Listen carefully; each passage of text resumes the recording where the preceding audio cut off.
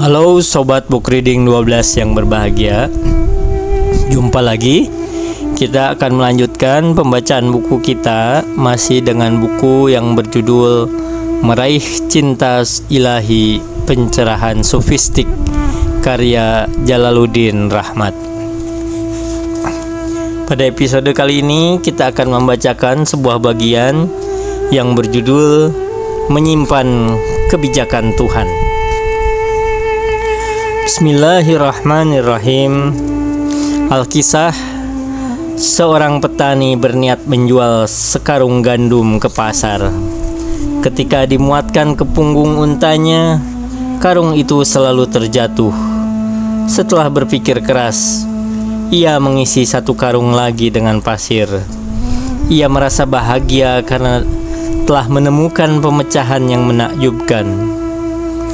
Dalam keadaan setimbang, kedua karung itu bertengger di punggung untanya.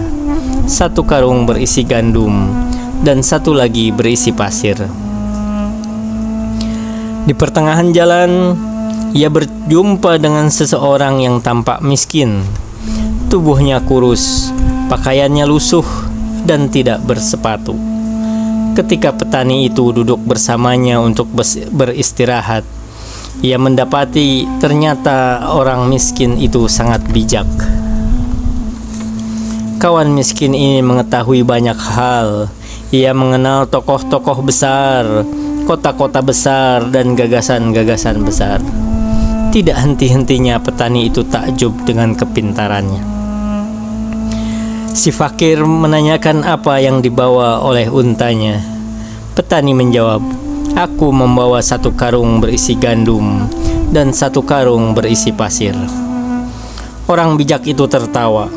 "Mengapa tidak Anda bagi gandum itu dengan menyimpannya dalam dua karung, masing-masing setengahnya? Dengan cara begitu, unta Anda akan berjalan lebih cepat dan Anda tidak membawa barang yang sia-sia." Petani makin kagum. Ia tidak pernah sampai pada pikiran secemerlang itu. Tiba-tiba ia menyadari keadaan si bijak. Petani itu menanyakan, apakah ia punya pekerjaan. Ia melihat si bijak yang cerdas itu berpakaian lusuh, tidak bersepatu dan bertubuh kurus. "Aku tidak punya sepatu, rumah atau pekerjaan," jawab si bijak. Bahkan untuk makan malam pun, aku tidak tahu apakah aku bisa memperolehnya. Kekaguman petani berubah menjadi keheranan yang luar biasa. "Lalu apa yang Anda peroleh dari semua pengetahuan dan kecerdasan Anda?" tanya petani. "Saya hanya memperoleh sakit kepala dan hayalan hampa," jawab si bijak. Petani itu melepaskan tali untanya. Seraya beranjak pergi, ia berkata, "Pergilah menjauh dariku. Aku khawatir kemalanganmu berpindah kepadaku. Aku bodoh karena mengisi sekarung gandum dan sekarung pasir untuk penyeimbang, tapi ketololanku memberikan kehidupan kepadaku." Cerita di atas adalah cerita Jalaluddin Rumi dalam kitab Masnawi. Kisah ini memberi pelajaran berharga untuk kita. Seperti orang bijak dalam cerita Rumi, kita berusaha mengumpulkan ilmu pengetahuan, tetapi pengetahuan kita tidak memberi manfaat dalam kehidupan. Salah satu bencana yang diderita manusia modern adalah mereka mempelajari satu bagian dari ilmu pengetahuan terus-menerus, sehingga mereka mengetahui banyak hal tentang sesuatu yang sedikit. They know more and more about less and less. Ada orang yang menghabiskan separuh dari usianya hanya untuk mempelajari cara bagaimana membuat jembatan gigi. Ada juga yang memperoleh gelar doktor hanya karena mengamati satu peristiwa kecil dari seluruh alam semesta ini. Makin lama, pengetahuan yang kita pelajari menyebabkan kita kehilangan pandangan tentang keseluruhan. Dalam kisah Rumi, orang-orang yang belajar ilmu yang banyak tapi tidak menemukan makna kehidupan sama seperti si pintar di pinggir jalan. Ia bisa memberikan nasihat kepada petani tentang pemecahan hal yang sepele, tetapi tidak mampu memberikan jawaban atas masalah kehidupan yang dihadapinya. Banyak orang belajar agama, mereka menghabiskan waktu untuk mempelajari ilmu-ilmu agama. Tidak jarang mereka terjebak dalam ilmu-ilmu yang spesifik, sehingga ilmunya menyebabkan dia tidak menjadi lebih dekat dengan Allah Subhanahu wa Ta'ala. Ada yang sibuk mempelajari cara-cara salat dan memberikan perhatian yang amat besar untuk itu, sehingga ia menilai orang di sekitarnya dari cara salat mereka. Padahal agama bukan hanya mengajarkan cara-cara salat.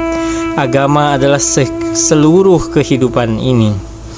Ada juga orang yang tenggelam dalam keasikannya mempelajari ilmu tertentu, tapi dia kehilangan cara untuk menghadapi kehidupan yang sebenarnya. Dia hidup di dunia impian. Boleh jadi mereka memelihara hayalan-hayalan hampa mereka dalam kesendirian, tetapi kemudian mereka dikecewakan oleh kenyataan. Orang-orang seperti itu adalah si bijak dalam cerita Rumi yang terkatung-katung di pinggir jalan, tanpa sepatu dan pekerjaan. Ia memiliki banyak pengetahuan, tetapi kehilangan kebijaksanaan. Ia memiliki knowledge, tapi tidak memiliki wisdom. Nabi Muhammad SAW bersabda, ilmu itu ada dua macam. Ada ilmu yang hanya berada pada lidah. Itulah ilmu yang bisa kita pakai untuk berdebat dengan sesama manusia. Ada juga ilmu yang berada pada hati. Itulah ilmu yang bermanfaat. Tasawuf ingin membawa Anda pada ilmu yang bermanfaat, ilmu yang terbit dari ketulusan hati nurani kita. Rumi mengakhiri cerita si bijak dengan sebuah puisi indah. Ia memberikan nasihat kepada kita semua. Jika kau ingin derita benar-benar hilang dari hidupmu, berjuanglah untuk melepaskan kebijakan dan dari kepalamu. Kebijakan yang lahir dari tabiat insani tak menarik kamu lebih dari hayalan, karena kebijakan itu tidak mendapat berkat yang mengalir dari cahaya kemuliaan Tuhan. Pengetahuanmu tentang dunia hanya memberikan dugaan dan keraguan.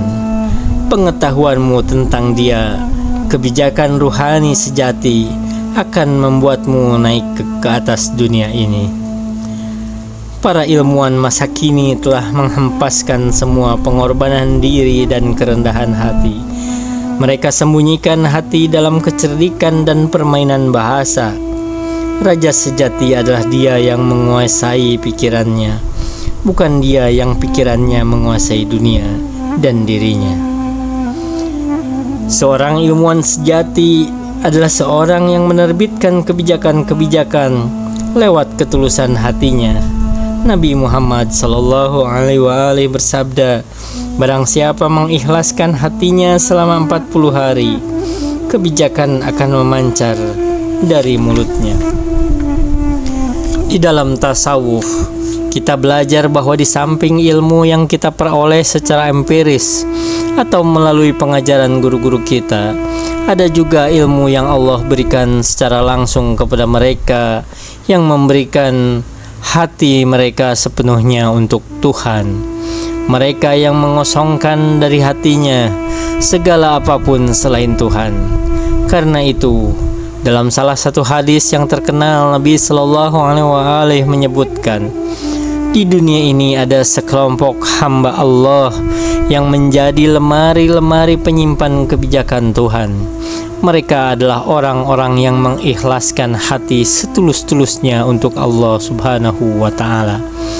Merekalah yang memperoleh pengetahuan tidak melalui otak-atik otak, tetapi melalui pembersihan hati.